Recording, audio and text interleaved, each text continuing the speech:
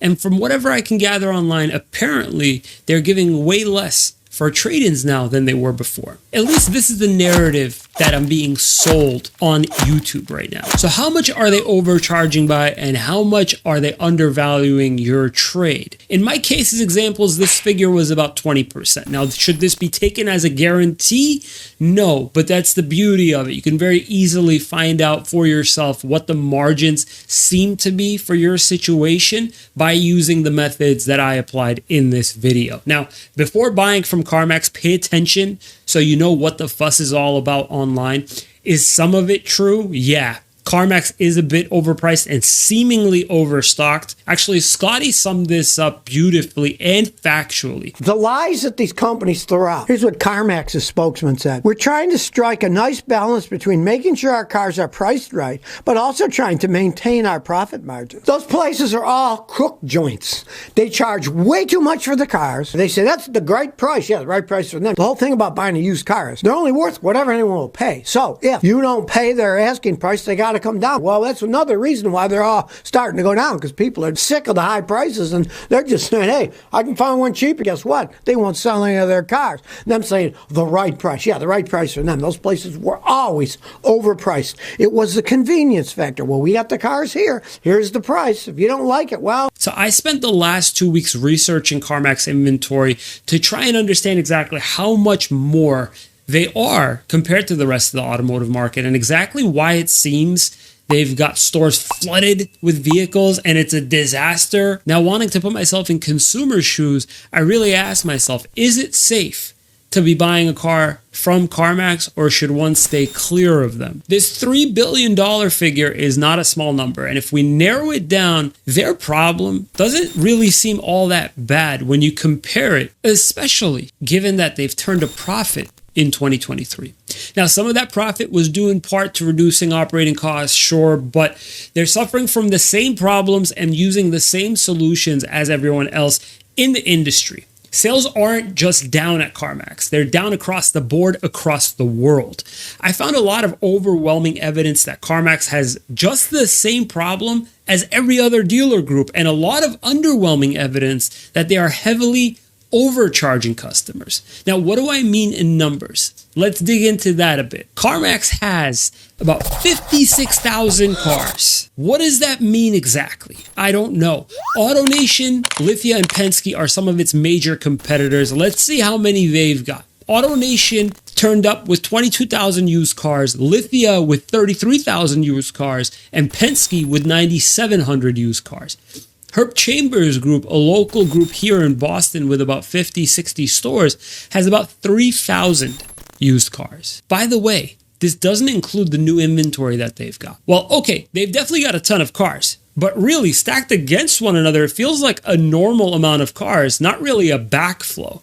But that's not really the problem right now that we're discussing. The main problem is that those vehicles are heavily overpriced. That CarMax has used inventory that's priced out at way more than it's sold for at MSRP, brand new even. That one I can kind of believe for this one reason alone. CarMax feels marked up about 20%. It feels like they're selling cars about 20% higher than what a great deal price would be on cargurus.com. Now, in the case of, let's say, a Toyota RAV4 hybrid where it doesn't lose all too much money, it doesn't lose its value very quickly, marking it up by 20% could very, very quickly bring it to its original MSRP. And to be quite honest with you, I probably wouldn't apply this 20% margin that I'm seeing across the board for all of CarMax's cars. Now, let me show you what I mean by this. This is a CarGurus listing for a RAV4 hybrid at a dealership near me. It's 2022 with low miles.